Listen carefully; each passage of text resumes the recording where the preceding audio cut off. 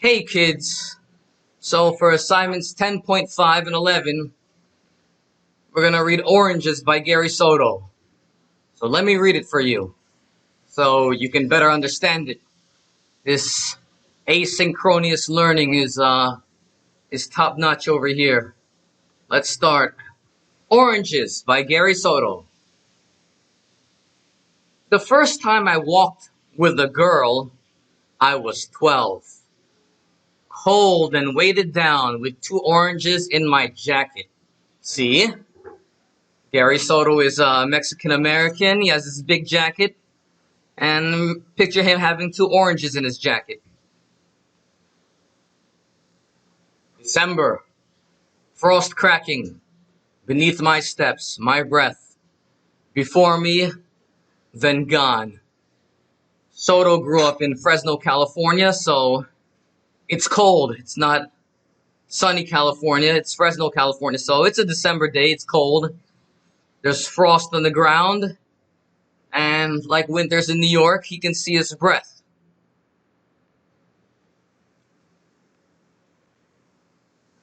As I walked toward her house, the one whose porch light burned yellow, night and day in any weather.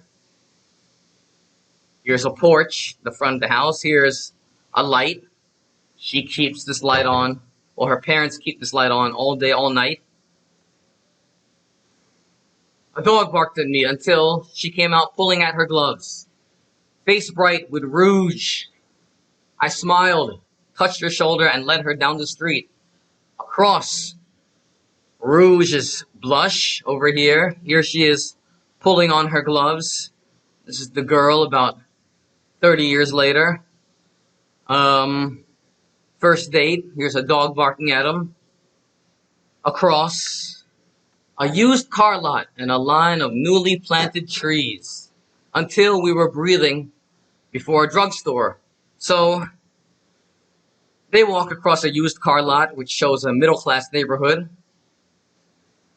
They end up at a drugstore, also known as a pharmacy. Here's an example, CVS. We entered the tiny bell, bringing a sales lady down a narrow aisle of goods. Here's the sales lady with the ridiculously long receipt. I turned to the candies, tiered like bleachers. The candies look like high school bleachers over here, and asked what she wanted.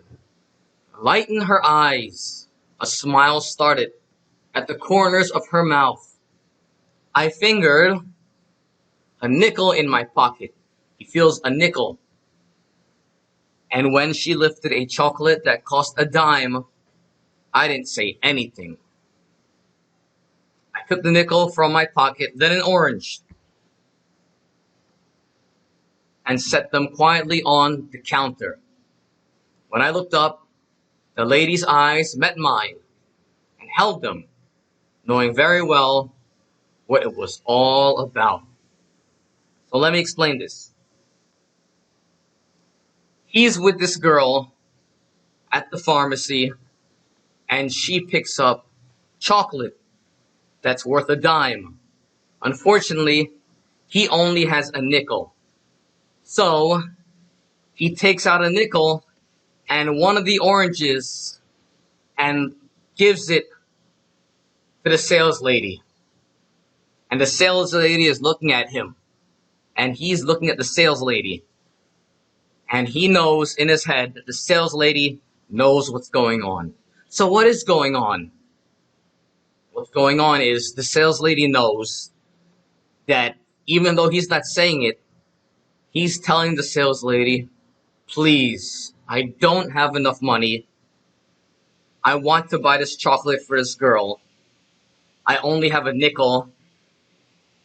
And I'll give you an orange instead of another nickel.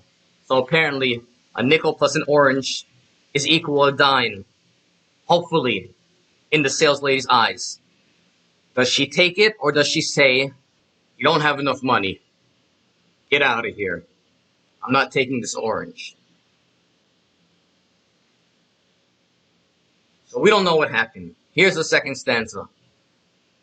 Outside, a few cars hissing past, fog hanging like old coats between the trees. I took my girl's hand in mine for 2 blocks, then released it to let her unwrap the chocolate. Haha, she got the chocolate.